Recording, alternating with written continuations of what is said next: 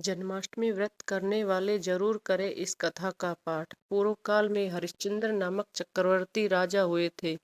उन पर संतुष्ट होकर ब्रह्मा जी ने उन्हें एक सुंदर पुरी प्रदान की, जो समस्त कामनाओं को पूर्ण करने वाली थी। उसमें रहकर राजा हरिश्चंद्र 7 दीपों से युक्त वसुंधरा का धर्म पूर्वक पालन करते थे। प्रजा को वे ओरस पुत्र की भांति मानते थे। राजा के पास धन्य दान की अधिकता थी, उन्हें नाती पोतों की भी कमी न थी। अपने उत्तम राज्य का पालन करते हुए राजा को एक दिन बड़ा विस्मय हुआ। वे सोचने लगे, आज के पहले कभी किसी को ऐसा राज्य नहीं मिला था। मेरे सिवा दूसरे मनुष्यों ने ऐसे विमान पर सवारी नहीं की होगी। यह मेरे किस कर्म का फल है, जिससे मैं देवराज इंद्र के समान सुखी हूँ। राजाओं में श्रेष्ठ हरिश्चंद्र इस प्रकार सोच विचार कर अपने उत्तम विमान पर आकाश मार्ग से जाते समय पर्वतों में श्रेष्ठ मेरु पर उनकी दृष्टि पड़ी। उस श्रेष्ठ शिला पर जनयोग परायण महर्षि सनकुमार दिखाई पड़े, जो स्वर्णमयी शिला के ऊपर विराजमान थे। उन्हें देखकर राजा अपना विस्मय पूछने के लिए उतर पड़े।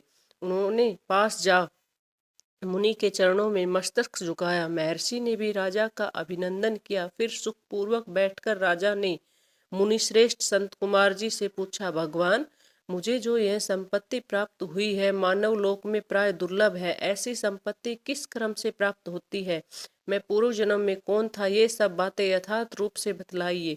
संत कुमार जी बोले, राजन सुनो, तुम पूर्व जन्म में सत्यवादी पवित्र एवं उत्तम वैश्य थे।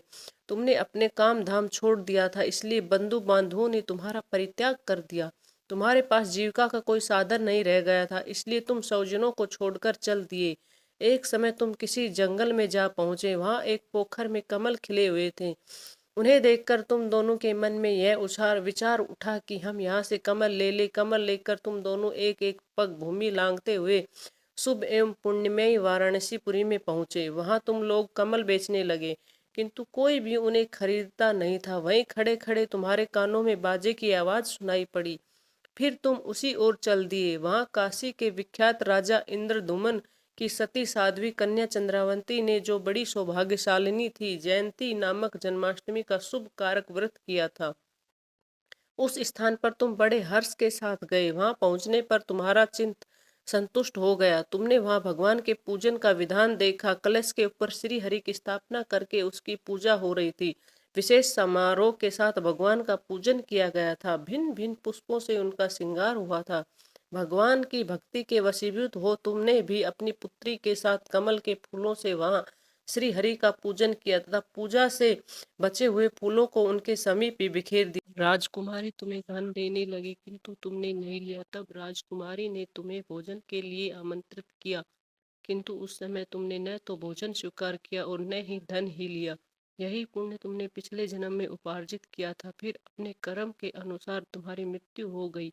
उसी महान पुण्य के प्रभाव से तुम्हें विमान मिला है। राजन, पूर्व जन्म में जो तुम्हारे द्वारा वह पुण्य हुआ था, उसी का फल इस समय तुम भोग रहे हो। धन्यवाद।